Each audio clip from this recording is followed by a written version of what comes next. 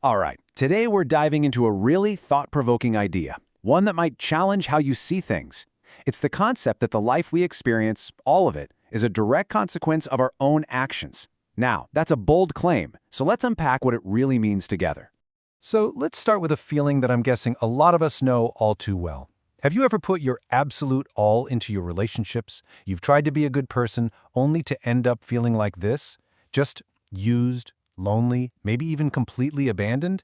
It's a really painful place to be, and our source today has a pretty unique take on how we wind up there.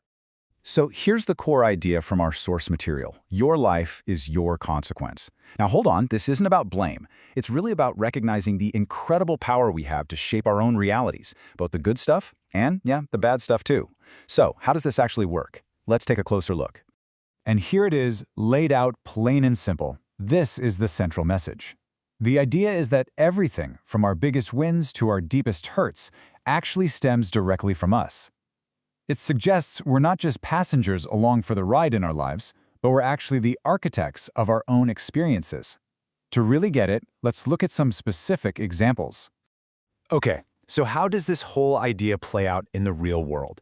Let's explore the first scenario our source presents. It calls this one the trap of being good. And this is for anyone out there who's ever felt like their kindness was just taken for weakness.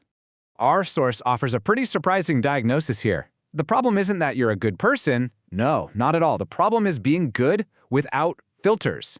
It's about offering that kindness to absolutely everyone, without really discerning who has earned it or when it's the right time to give it.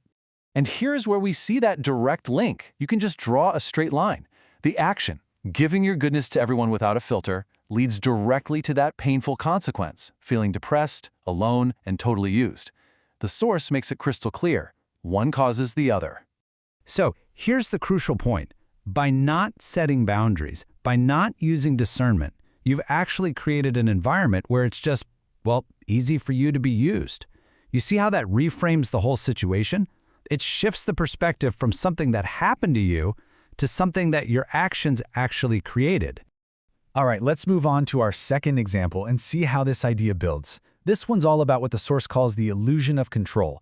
It's that counterintuitive way that trying to hold people closer can actually be the very thing that shoves them away. The behavior we're talking about here is being too controlling.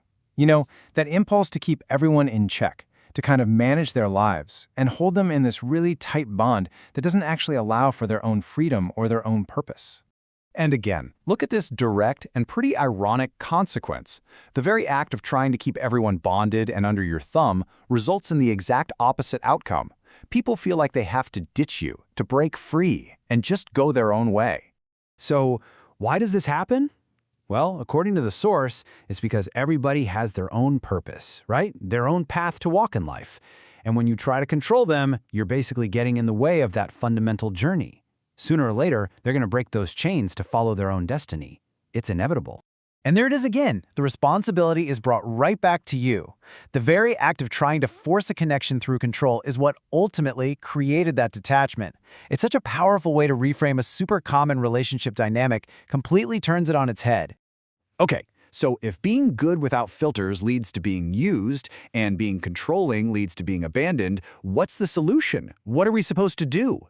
This is where the source pivots to a much higher level philosophy on what true connection, and specifically love, is really all about. The advice it offers is so simple, but man, is it powerful. So be free and let others free. This suggests that a real, genuine connection isn't found in managing or possessing someone, but in mutual freedom. The source then takes this idea and elevates it to a spiritual principle, defining what it calls the love of God. And as you can see, it's not about some grand, complicated gesture. It's simply about acceptance and letting free, truly accepting people for who they are and giving them the freedom to walk their own path. This brings us to our final section, and it focuses on a really crucial question. What about the people who don't leave? You know, the ones who stay with us through our unfiltered goodness and even our controlling tendencies? Well, the source has a very special name for them. It asks us to just pause for a second and really think about this. After all of our mistakes and the consequences we've created for ourselves, who is still by our side? Who has seen us at our absolute worst and hasn't walked away? According to the source, these people aren't just friends or family. They are the wise people. They have a deep understanding of life that maybe even we don't have. They're the ones who have had the grace and the wisdom to stick around. And the source gives us some really clear, actionable advice on how to cherish these incredible people. It says to bow to them, which is a metaphor for showing just deep, profound respect, to genuinely feel lucky that you have them, and finally, to start giving them the exact same acceptance and respect that they've shown you all along. And so we come full circle, right back to that central theme that ties this all together.